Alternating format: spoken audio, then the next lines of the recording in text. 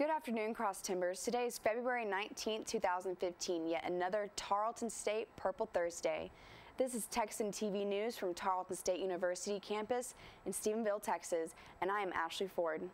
In regional news on the Eddie Ray Routh trial, the trial of Eddie Ray Routh of the murder of Chris Kyle and Chad Littlefield on February 2, 2013 continues today. Before the jury entered the courtroom, Charles Overstreet, a psychology expert that served 12 years in the Army, is the first witness called to the stand this morning. Although he does not have a doctorate degree nor a physician license to diagnose any disorders in the state of Texas, he was asked to visit Routh and ran a PTSD checklist on him while he was in jail, a month after the shooting. Overstreet says Routh suffered from PTSD and prescribed him antipsychotic medication along with antidepressants. He believes Routh did not have the capacity to know what he was doing was wrong at the time of the shooting. Overstreet says that his theory is that Routh saw Littlefield and Kyle's motives as being threatening, and that's why he turned and fired at them. After a short recess, Dr. Mitchell H. Dunn, a forensic psychiatrist, is sworn in by the judge, with the jury still not present. Dunn reviewed the crime scene photos and autopsy review.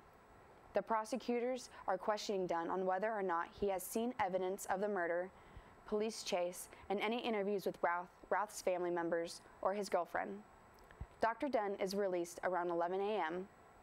The jury entered the courtroom, and Jody Routh, the mother of Eddie Ray Routh, has been called back to the stand. Jody Routh was questioned by the prosecutor about the incident of Jennifer Weed, Eddie Routh's girlfriend, and her roommate when Eddie Routh held them in their own apartment and threatened to kill them both.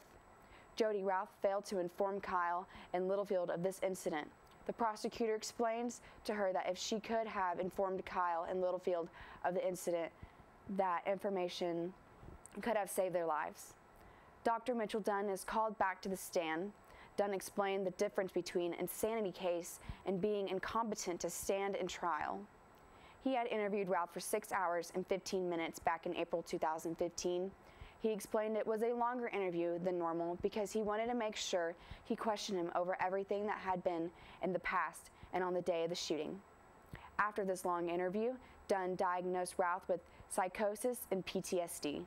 Routh explained that he felt he had a tapeworm eating at him and he was wasting away, which is a symptom of psychosis. To follow the trial live, Texan TV News Service.net has a Cover It Live blog updated every minute.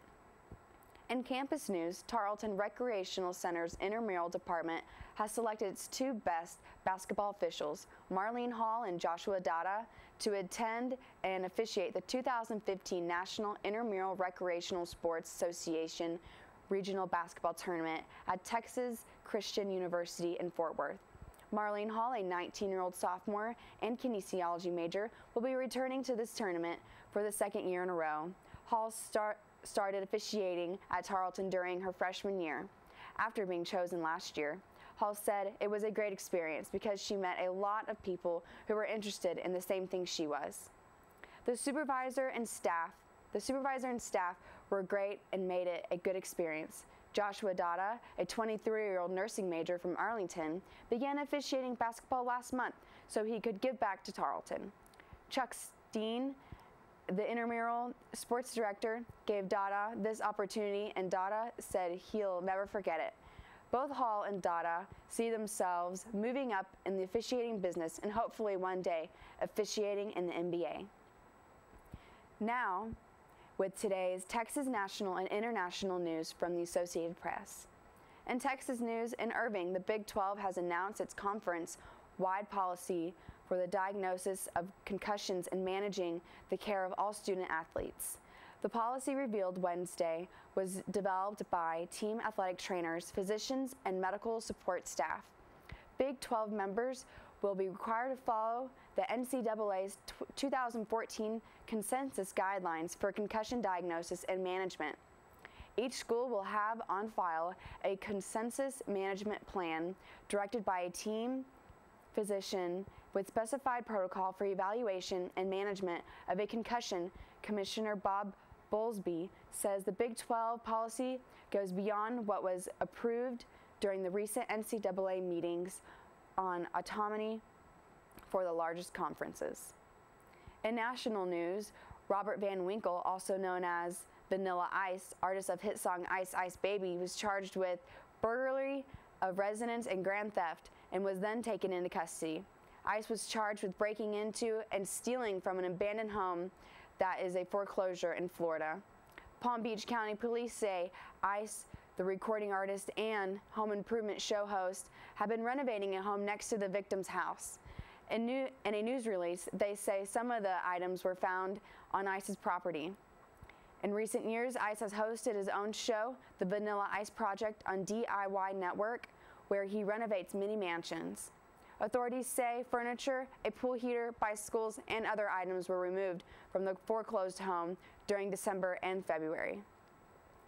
In international news, an attack Wednesday evening on a Shiite mosque in the Pakistani capital of Islamabad killed at least 3 people and 2 wounded. Authorities are still investigating the circumstances of the attack. Islamabad police officials say a man likely opened fire on the mosque before throwing in a grenade, or possibly before a suicide jacket he was wearing exploded. A witness said the assailant opened fire at guards and then tried to enter the mosque.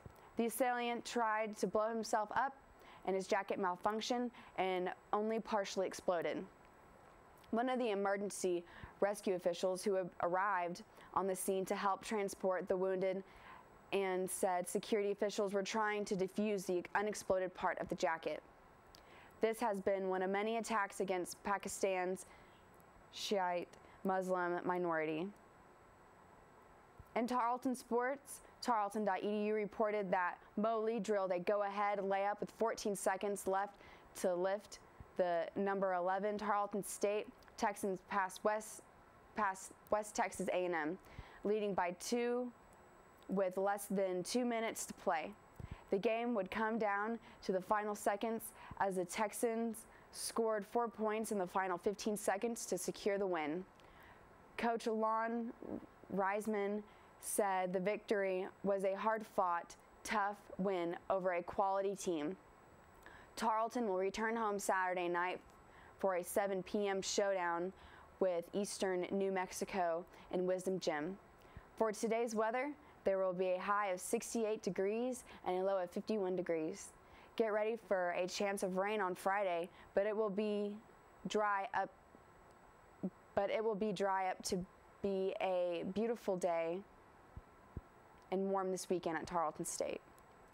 Today's broadcast was produced by Sarah Honeycutt, Megan Andrews, Ariel Hall, Sean Hargrove, and I'm Ashley Ford.